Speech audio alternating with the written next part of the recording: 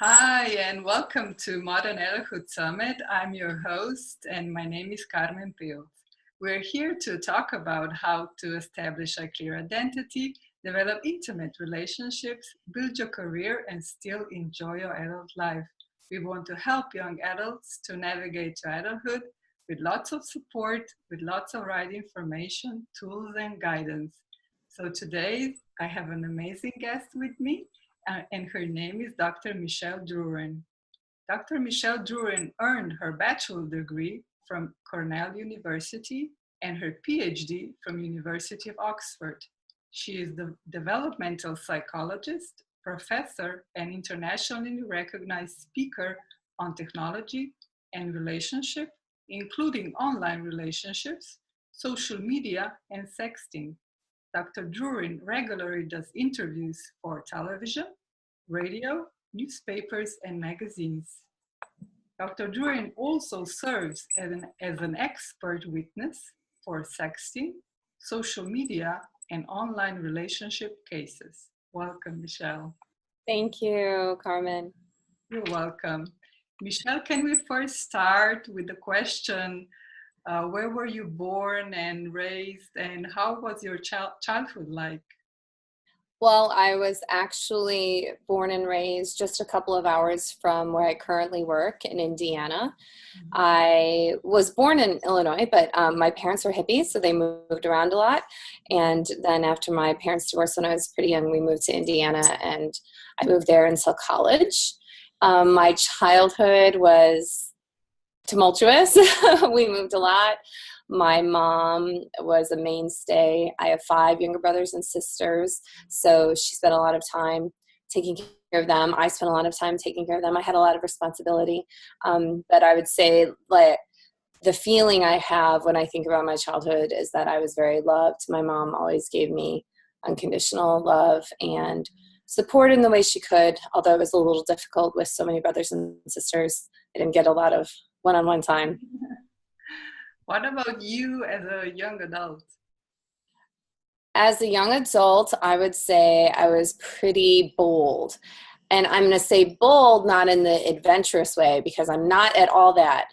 But I was pretty bold in my convictions. So I really avoided everything that teenagers usually do. I didn't drink, I didn't smoke, I didn't swear. And still to this day, I haven't done any of those. So I was pretty non-traditional, but I was really strongly convicted in my beliefs, and I was really directed, really goal-directed. I would say I was uniquely goal-directed. I wanted to leave Indiana. I wanted to explore the big wide world, and I never gave up on any of those dreams, and it really propelled me through my young adulthood. Can we now talk about your work? Where did you start first, and throughout the years, where are you now? This is a funny answer. So I actually, when I was an undergraduate, I did work with infants, and we were looking at the ways to calm infants who are born addicted to drugs. So we were looking at sucralose, so small sugar solutions, really dilute sugar solutions as ways to calm babies who don't respond positively to touch. And that was a really great research experience. Although it wasn't exactly what I later did, it did open a whole door for developmental psychology for me. So then when I went to apply to graduate school, developmental psychology was a really good fit. I've always had interest in children, and during my graduate program, I did a reading intervention and language intervention with 3-year-old children, kind of a kindergarten preparedness intervention for children who are living in England. It was great. Actually, I still hear from some of the parents. I'm Facebook friends with some of the parents from that intervention. Their kids just were amazing. Then, at the same time as I was doing that work, texting really started taking off as a medium of communication in Britain particularly. And so I started getting interested in the effects of texting on literacy, which was my kind of entry into studying technology-based communication.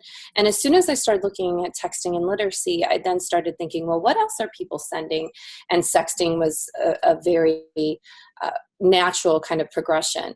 And since then, I've really branched out even more. I'm looking at just how relationships are navigated online, not only sexual relationships, all kind of relationships, what kind of people navigate themselves to these online relationships, and in the larger picture, how this might all be affecting development. Mhm. Michelle, you work with young adults, and when now we are exposed to social media, and lots of times we post, about our personal lives a lot, and a lot of times, especially young adults, are not aware how this can affect them, especially when they're out there trying to find work, find a job, and they don't realize that maybe inappropriate behavior, like posting half naked pictures or inappropriate comments, can actually cause them being hired or get a job. So how actually is social media affecting uh, educationally and career-wise for young adults? This is one of probably my main messages when I go out and speak. We are not really teaching as much social media responsibility as we need to. Luckily, there are programs that are taking hold in the US and abroad where they're trying to implement social media training and education with younger and younger kids. So those usually take place in about middle school, which in the United States corresponds to about the first time that a child's getting a cell phone. Although in places across the world, I've read, people are getting them on average at the age of 9, for example. So as soon as you put a connected device in a child's hand, they should be getting this training. But that didn't happen. So what we have is a lot of young adults currently whose parents just gave them this device and gave them no instruction on how to use it, which I think is bizarre. And we didn't know, as these parents, when they were putting the device in their hands, they didn't know much about that device either. They certainly didn't know its perils. They don't really know what to warn their children about. And because of that, we have a lot of these young adults who are just living their lives online and not really thinking, oh, this is something that could derail my future career or derail my education. But in fact, that is what's happening. You have these teens and young adults who are posting illegal material, inappropriate material, or just any material that's casting them in a negative light or portraying them in a negative light. And I think that much more emphasis needs to be put on creating a digital billboard that really highlights your strengths rather than emphasizing your errors and weaknesses.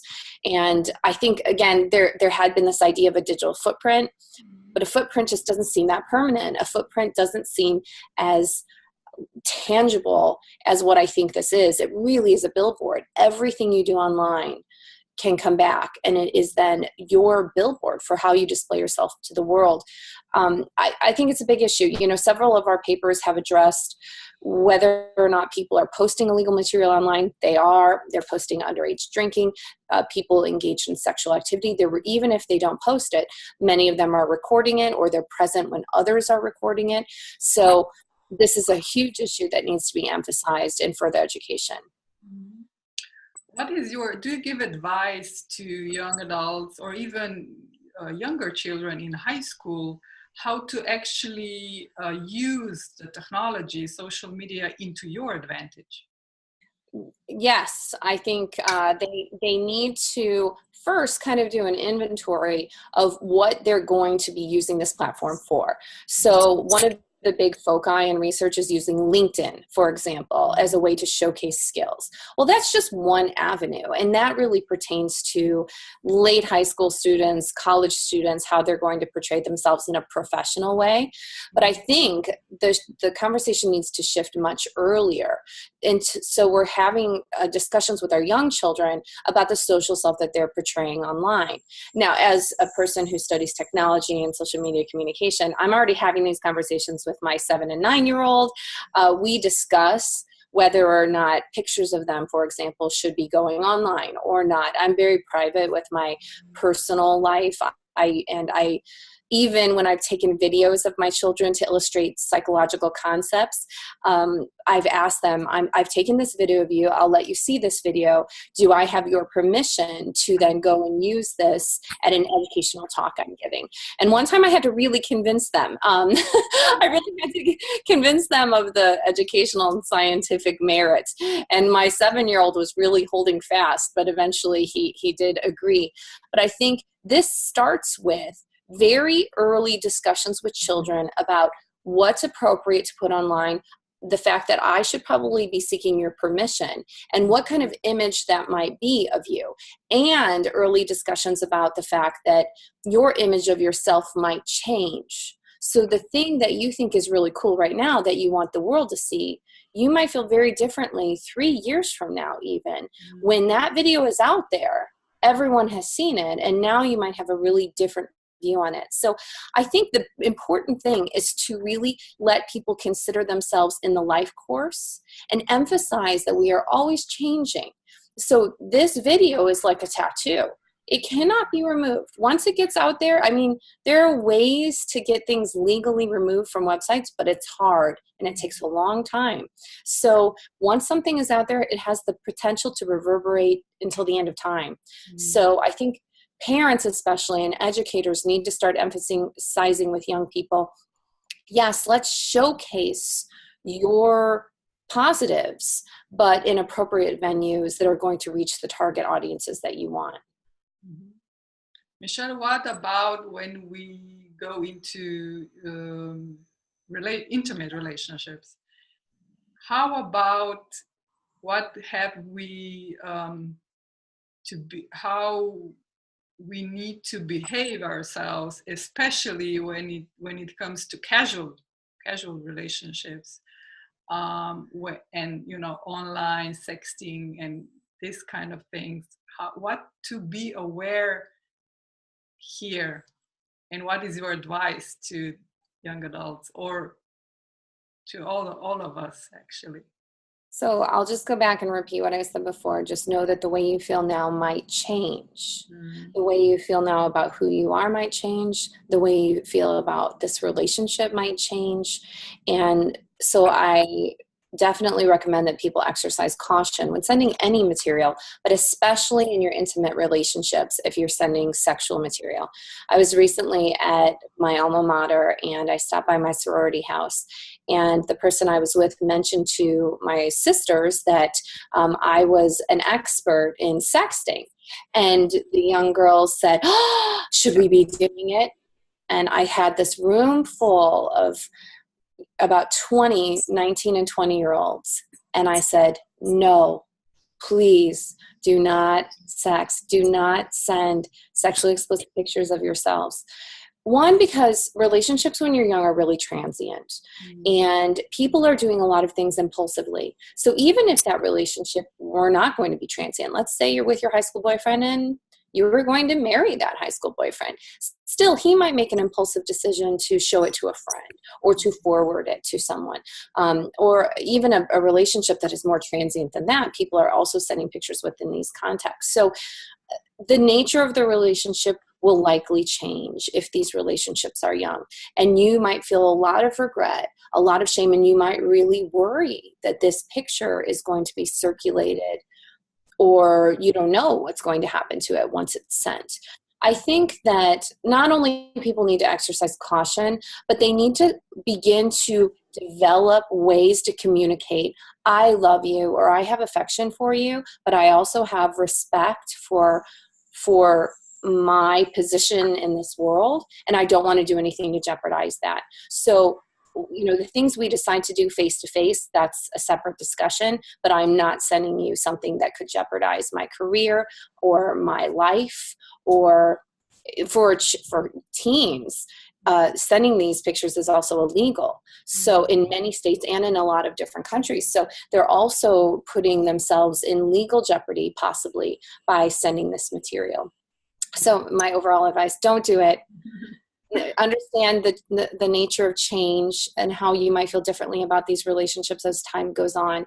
And specifically for those people who are in casual sexual relationships, it's associated with a lot more regret, a lot more worry, and much more, significantly more discomfort. And this is for both men and women who sent messages within those contexts. Michelle, what about when it comes to harming people through social media? How can we protect ourselves if that comes into our lives, and if we cannot do it on our own, where can we seek help? So there are often now units of police forces that are focused specifically on cybercrime. So that would be a first place to go. If you're a target of cyberbullying or trolling, go to your local police force. In the larger jurisdictions, as I said, they do have usually specialized departments, detectives who are focused specifically on cybercrime. And if not, they probably know of a place where you can go. So there is legal recourse. There's, you can reach out to law enforcement. That's a first thing. For people who are in schools, reach out to your school administrators. They are responsible for things that are happening within those school walls. So if you have something that's affecting your academic performance, your life at that school, approach them. Now, they might not have a lot of resources to do it at something. They might also then direct you to the local law enforcement agents, but at least they're aware of the situation. And most universities have some type of social media policy. And if it's another student who is trolling you or cyberbullying you, then there's probably some recourse that the school can take with regard to suspending students who are offending others, just the same way that they would if there were offenses taking place in a face-to-face environment. And finally, I want to say, if something is persisting and you're not getting the help you need and you have the monetary resources, getting a lawyer is always a great step. Get someone who can fight for you and advocate for you, who knows the law. Because unfortunately, the laws are so different and they're just trying to catch up with these behaviors that sometimes, the lawyers who handle social media law are going to be your best resource for tackling these problems and getting them out of your life. Mm-hmm. Michelle, young adults on a dating scene, in their 20s, 30s, it's getting complicated with all the technology and social media. Lots of endless opportunities, 24/7. How to find, somebody that would be like, when you find somebody actually and you say, oh, okay, this is it. How to actually make it work with all that is around us? This is a tough question. I think what people need to do is establish rules really early in their relationship about what they will and will not do in the context of the relationship. One of the things that we found in research is that people who are accepting or making friend requests, which we called Facebook solicitation or social media solicitation, of people who they found attractive, those people have lower levels of commitment to their partner. But just the number of friends I have that I find attractive is not related to my commitment. So I could have gathered lots of friends who I think are attractive, and I could have a list of 4,000 friends, and I could say half of these people I'm attracted to, sure. But as long as I'm not making new requests, that's an important thing. The other thing is, as a young adult, you need to not only establish rules, but also remember that the hallmark of infidelity is secrecy. If you are keeping something from your partner, that is something that is a red flag for a relationship that might be not headed in the right direction. So keeping things from your partner should be a signal to you that you should change your behavior, or if your partner's keeping something from you, then that's time to have these big discussions. Get off Tinder, stop making friend requests of attractive strangers. I know you said it, 24/7 access to everyone. How do you resist? Well, just like we resisted the marshmallow during the marshmallow test. You just have to have some self-control. You just have to be able to say no and make some rules. I think too, this feeds into the larger issue, which we're going to talk about later, of technology interference and phubbing. And I'll talk about that in a few minutes, but I think that people just need to be cognizant of it, have the conversations about it, and recognize that if they are keeping secrets from their partner, that's problematic. So they need to either change that behavior or leave their partner. Mm-hmm. Michelle, how do you, in your household, because social media, phones, computers, they get, it's not a problem just between couples, also in families in general, and also in the relationship, not just between parents, but also between parents and children. How do you navigate with this? And what is your advice? It's really hard. And if you ask my children, they'll say I'm always on my computer. So I'm not sure that I'm the poster child for doing this all correctly. I will tell you what I have hopes for. Yes, theory, the way that it should be going. One thing that I'm really good at doing, when I get home, I plug my phone in and I leave it in one of two spots: in my desk near my computer, or in my bedroom near my nightstand. And so I largely don't have my phone with me unless I'm looking up a recipe for dinner. We have a no phones at the dinner table rule. My children are too young. They don't have phones. They're only 7 and 9. But my husband and I don't have our cell phones with us at dinner. We often take walks as families. We don't bring our cell phones with us then. I mean, we have carved out sacred times and spaces for ourselves when we don't have any technology interruptions. I was a child of the generation where the TV was always on, and that was something that I didn't want in my household. That was even a distractive technology for me. So I would say I'm kind of extreme in that, like, our TV is never on. We will let the children watch TV in the mornings. They never watch TV in the evenings. We have a lot of family time together. One of the things I've gotten better at, and I think this is really good advice as your young adults are forging their ways in this world, one of the things I've gotten better with is when someone makes a bid for attention, so whether that be my child or my husband, I push myself away, both physically and psychologically, from my technology, and I turn my attention to them. I make sure I answer their question, I make sure that they're satisfied, and then they move on. Now, I've done this because it's actually more time effective. Mm-hmm. Before, what was happening is the child would be at the door saying, "Mom, can I have a popsicle?" And I'm finishing the email, and I'm like, "What?" And they say, "Can I have a popsicle? You said we could maybe have a snack." And I'm saying, "Wait, let me finish this email." And they're like, "Mom, please, can we just have a popsicle?" And then I finally turn around and I'm like, "What do you want?" And they're like, "A popsicle." And I'm like, "Yes, of course, get a popsicle." So I realized that if I actually turn and give my attention to them, when they make a bid for attention, it's a time saver for all of us and results in a lot less frustration for them and a lot less guilt for me. So carve out those times and spaces when you are not using technology. Really think about bids of attention and whether or not you are responding to them in a way that is making the other person feel that you are there for them. And also just establishing your own rules, because what my rules are may not be the rules of a modern couple. I know a lot of modern couples sit and watch TV with their phones out. If my husband and I sit down and watch Game of Thrones, if I were to pick up my phone, my husband would pause the TV and look at me until I was finished. Like, can we continue now? So, maybe your sacred spaces will not be mine, but I think it's important to establish. Mm-hmm.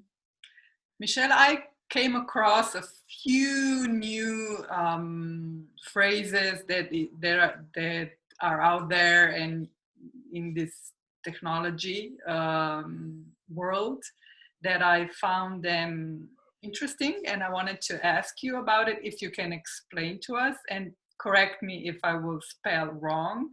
Nomophobia, phubbing, and technoference. Technoference, yeah. These are 3 of my favorite catchphrases at the moment. So nomophobia is a fear of being without your phone. And without your phone could mean you don't have it with you, it has no battery, you have no service, and it's something that's catching on as an actual condition. People are afraid to be without their phones. They don't want to travel, for example, to a place where they know they won't have cell phone service because their cell phones have become such a big part of who they are and their existence in their social world, which is normal. You know, we're adapting. We're adapting to having this highly effective social medium that's in our hands, and people don't want to be without it once they've realized this is the way I facilitate my social interactions. We're social beings, we're adaptive social beings. Leading from that, you have phubbing, which is basically phone snubbing, a portmanteau of those words, and people are actually snubbing their partners, it was originally applied to, because they're too interested in their phones. So people could be having a conversation and then I look and I check my cell phone, or you know, we're sitting down watching TV, someone calls, I take the call, or we're sitting down doing something and I start scrolling through Facebook. All of that could be interpreted as snubbing. And then technoference is kind of a larger construct that it refers, these terms emerged at about the same time. Technoference was first and then came phubbing. But technoference refers to the same thing, but they're the everyday interruptions that you have in your significant relationships because of technology. Technology could be your phone, technology could be your computer, or your iPad, whatever. And it affects maybe your partner relationships, but also, as you mentioned before, it could also be affecting your parenting of your children, for example. Like when you're at the park and your child is on the playthings and you instead are just, you know, answering email. That could be technology interfering with your parenting relationship. So those are the terms. I think what's really interesting is that many people are reporting that they're happening, and people's reactions to them and children's reactions to them are pretty bad. You know, a lot of people are saying, I have a negative reaction to this when my partner does this. And children show more acting out behaviors when their parents do this. I think we're creating a whole new world, and we need to adjust to these issues. Michelle, what about, you mentioned a little bit at the beginning, but when parents are ready to handle the phone to their children, you know, like video games, iPads, computers, what to do before actually do it? So there are some really great contracts. The American Academy of Pediatrics has a contract where you actually go step by step and you develop a family media plan. So I think that's one of the things that you need to do. Develop a media plan before you give the device. And so, for example, on my media plan, my children they don't have phones, but they have like old phones that are no longer having cell phone service that they use essentially as iPods with music on them or games on them. But one of the rules is it never goes in your room. It always stays downstairs. So that's one of our rules. They have a video game package. So for every 30 minutes of video game time they have to do 30 minutes of outdoor time. That's one of our rules. So at 30 minutes, I go down and say, okay, outside time. And then the boys rush up and then they go play outside. And then I tell them when 30 minutes is up. Sometimes they'll play outside for a longer time and I let that happen. I don't intervene when playtime outside goes over. But if children know about the rules at the onset, when you first get the toy, when you first introduce it to their home, they're so happy that they have the toy that they're like, okay, yes, we'll abide by those rules. But if you try to change them midstream, they're much less eager to do so. So I think that before you put the device in your child's hand, you need to tell them, here are the rules that pertain to this device. And importantly, I own this device. I purchased this device, or if the child purchased it themselves, I allowed you to purchase this device. And if I see that this is being used in a way that harms people or that potentially harms you, I have the right to take this device away.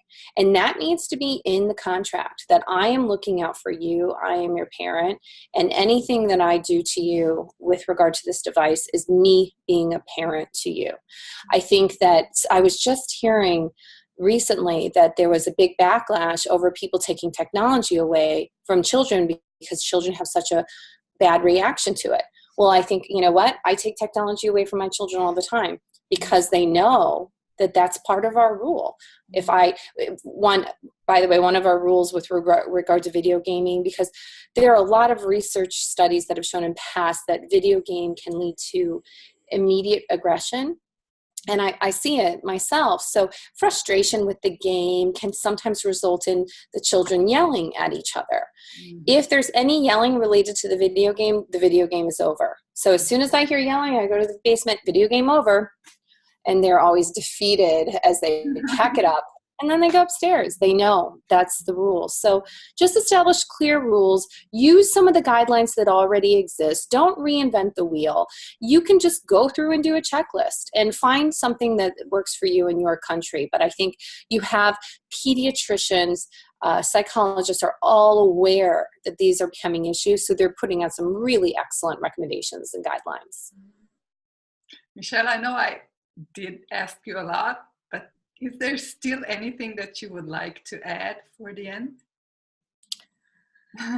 We did cover probably almost all of my major points. I think the biggest thing that I would say that I guess my research hasn't really delved into yet is the stress and the guilt that's related to technology use.